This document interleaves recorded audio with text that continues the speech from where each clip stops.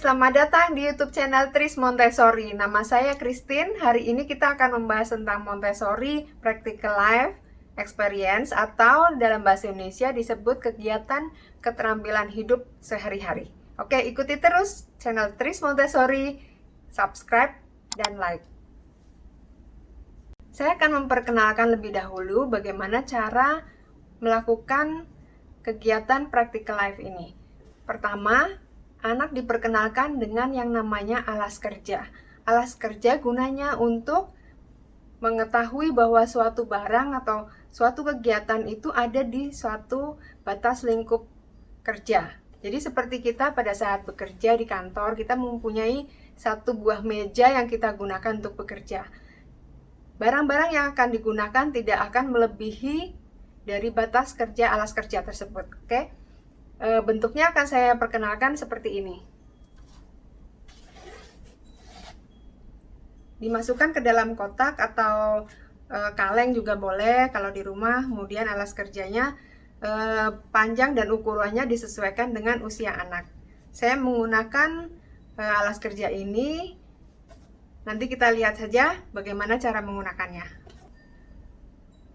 Hari ini kita bicara tentang practical life. Manfaat yang kita dapatkan dengan menggunakan latihan ini itu adalah anak menjadi lebih mandiri.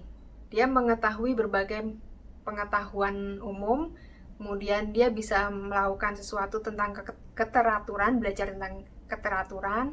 Kemudian anak juga dilatih untuk mulai menggunakan motorik halus, karena kita mulai dari spooning. Spooning itu menyendok ya.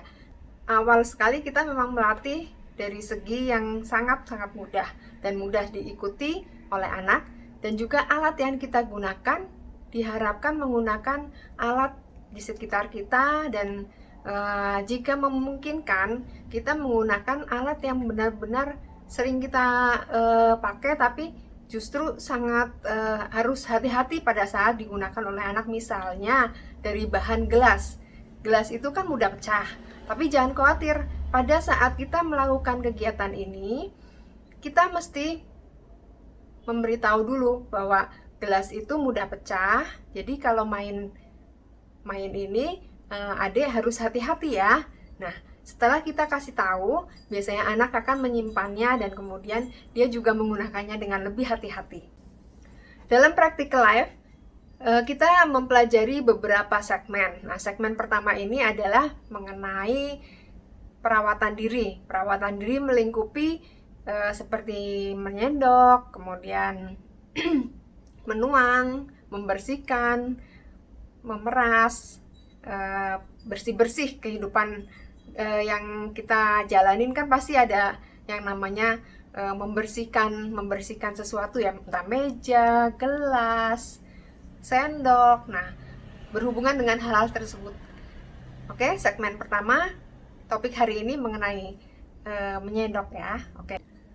Saya ingatkan kembali mengenai kaidah yang dipakai di Montessori, sebelah kiri ke kanan. Jadi pada saat spooning kita melakukan, misal hari ini kita menggunakan makaroni. Makaroni itu kita letakkan di dua mangkok, ada dua mangkok, kemudian satu mangkok berisi makaroni. Makaroni kita letakkan di sebelah kiri karena akan memindahkan dari kiri ke kanan. Oke? Kita akan memulai program hari ini tentang menyendok, yaitu dari mangkuk yang satu ke wadah atau mangkuk yang lainnya dalam posisi ukurannya mangkuknya sama ya, ukuran mangkuknya sama. Oke. Posisi kita sebagai direktris itu adanya di sebelah tangan dominan anak, sebelah kanan tangan dominan anak. Tangan dominan anak misalnya tangan kanan, otomatis kita ada di sebelah kanannya. Kita akan mulai. Hari ini kita akan belajar spooning menggunakan makaroni dengan ukuran mangkuk yang sama.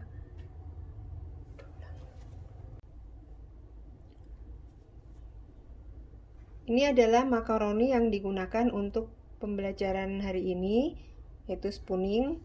Kita menggunakan nampan, makaroni sebelah kiri, dan mangkuk yang satunya ada di sebelah kanan yang kosong. Kita akan memindahkannya dari kiri ke kanan. Cara membawa materialnya seperti ini.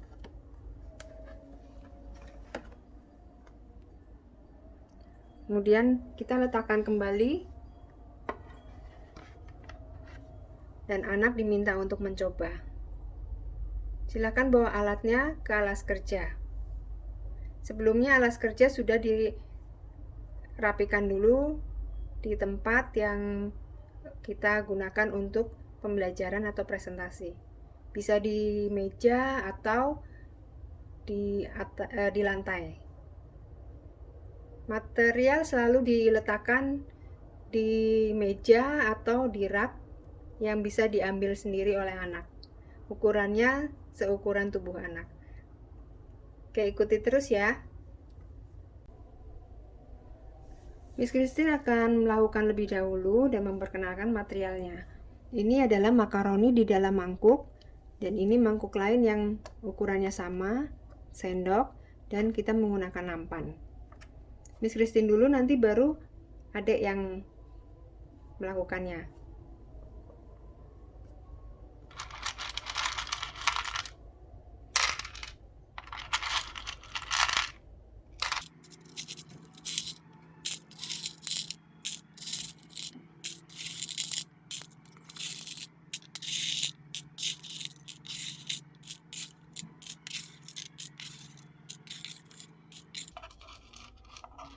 Makaroni ini kita bisa ganti menggunakan beras atau biji-bijian seperti kedelai.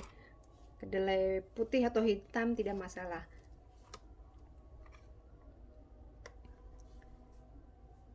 Kemudian kita akan mengembalikannya ke tempat semula.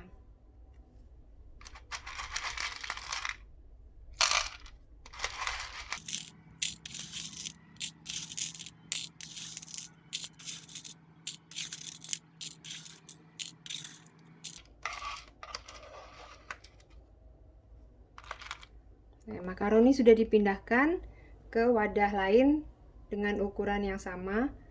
Silakan adik mencoba. Kemudian anak diminta untuk mencoba. Kita tetap berada di posisi kita dan anak melakukannya sampai selesai. Kemudian kita memberikan pengarahan atau kesimpulan. Hari ini kita sudah melakukan menyendok makaroni dari satu wadah ke wadah yang lain dengan ukuran yang sama. Besok kalau adik mau main, bisa ambil sendiri di rak ya. Silakan kembalikan materialnya ke rak. Nah, Bapak Ibu di rumah boleh melakukan beberapa alternatif pembelajaran tentang menyendok. Misalnya kalau ini kan dengan wadah ukuran yang sama, kemudian kita bisa menambahkan, jadi memindahkan makaroni dengan kedua wadah lain dengan ukuran yang sama. Nah, bisa menggunakan dua mangkuk dengan ukuran yang sama. Tetap posisi makaroni di sebelah kiri dan mangkuk yang kosong di sebelah kanan. Atau jika kita punyanya misalnya mangkuk lainnya itu yang seperti ini, kan biasanya kita punya ya kalau di rumah ya seperti ini, itu juga boleh. Jadi jangan khawatir kita nggak punya stok mainan atau alat yang kita gunakan untuk pembelajaran buat anak. Kita menggunakan yang ada aja di rumah. Misalnya kita menggunakan gelas. Nah, yang seperti tadi saya infokan, kalau gelas ini anak harus diberitahu bahwa menggunakan gelas ini karena kalau jatuh pasti pecah. Jadi mesti lebih hati-hati. Nah, anak akan menggunakannya juga lebih hati-hati. Biasanya anak lebih tertarik loh menggunakan alat materialnya menggunakan gelas seperti ini. Nah, kemudian pembelajaran yang lain kita juga boleh menggunakan, misalnya tadi udah kita menggunakan dua wadah dengan ukuran yang berbeda. Jadi satu lebih besar, ini satu lebih kecil. Kemudian bisa juga kita menggunakan setelah selesai semua tadi, yang terakhir kita menggunakan garis indikator. Kenapa kita menggunakan garis indikator? Nah, ini ada bisa pakai warna hitam sebenarnya ya, supaya lebih kelihatan, supaya anak bisa mengira-ngira sudah sampai di garis indikator atau belum. Itu kalau kita biasanya gampang gitu kan, kita menyendoknya berpikirnya gampang, tapi kalau anak-anak bagaimana?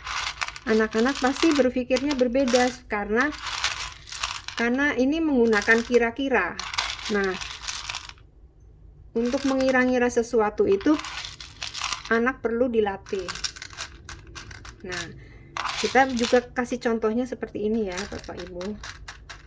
Nah, berarti garis indikatornya tidak tertutup, tetap ada di garis di bawah makaroninya. Oke, seperti itu. Kemudian kalau kita punya ini bagaimana?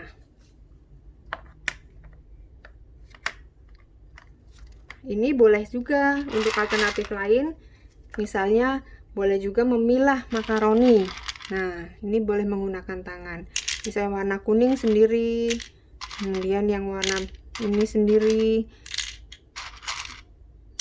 Tergantung, anak akan mengikuti kok apa yang kita ajarkan. Jadi jangan khawatir ya Bapak Ibu ya, gunakan alat yang ada di rumah.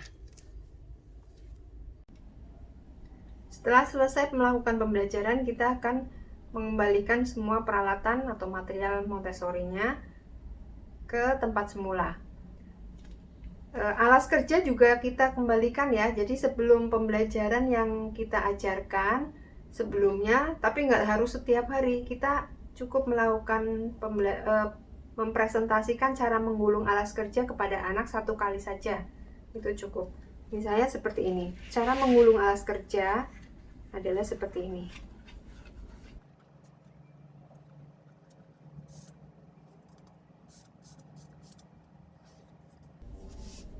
Nah, setelah selesai kita minta anak untuk melakukannya.